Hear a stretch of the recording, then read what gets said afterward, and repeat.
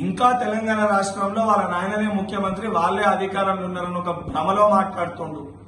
ఈ రోజు నువ్వు చేసిన ఒక విధ్వంసానికి, నీ కుటుంబం చేసిన ఒక విధ్వంసానికి తెలంగాణ రాష్ట్ర ప్రజలు 15 నెలల క్రితమే మీకు బుద్ధి చెప్పడం జరిగింది. 3 ఏళ్లలో అధికారంలోకి వస్తామంటారు. 3 ఏళ్లు కాదనైనా 30 ఏళ్లైనా తెలంగాణ రాష్ట్రానికి మీరు చేసిన ఒక విధ్వంసానికి ప్రజలు మిమ్మల్ని క్షమించే పరిస్థితే లేదు. నీకు కవితకి, హరీష్ రావుకి మధ్యలో ఉన్న ఒక అంతర్గత పోరుకి అసత్య ప్రచారాలు హైదరాబాద్ సెంట్రల్ యూనివర్సిటీ గురించి చేసి రాజకీయ లబ్ధి పొందే ప్రయత్నం నువ్వు చేస్తున్నావు. ప్రభుత్వ భూముల్ని ప్రైవేటు వ్యక్తులకి కట్టబెట్టిన చరిత్ర నీది, నీ కుటుంబానిది, నీ ప్రభుత్వానిది. ప్రభుత్వ భూముల్ని ప్రైవేటు వ్యక్తుల దగ్గరికి వెళ్లి తీసుకొచ్చిన చరిత్ర మా గౌరవ ముఖ్యమంత్రి రేవంత్ రెడ్డి గారిది, కాంగ్రెస్ ప్రభుత్వాన్ని.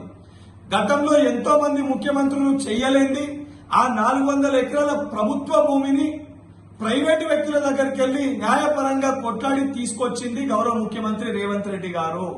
దాన్ని జీర్ణించుకోలేక, తట్టుకోలేక నీ పార్టీలో ఉన్న మంత్రివర్గంలో ఉన్న కొంతమంది మంత్రులు ఆనాటి మంత్రుల భూములు కూడా గుంజేసుకుంటున్న ఒక భయంతో, నీ కడుపు నిండలేని ఒక కడుపు మంటతోటి నోటికొచ్చినట్టు మాట్లాడుతున్నావు.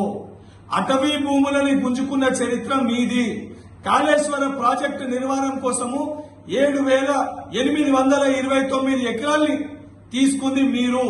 ఇవన్నీ మర్చిపోయి నోటికొచ్చినట్టు మాట్లాడితే తెలంగాణ ప్రజలు, దాని వలన రేపు పొద్దున ఉద్యోగ అవకాశాలు రాబోయే యువకులు తెలంగాణ రాష్ట్రంకి వెళ్లి నిన్ను, నీ కుటుంబాన్ని రాళ్లతోటి తరిమికొట్టే పరిస్థితి వస్తుంది. కేటీఆర్, ఖబర్దార్.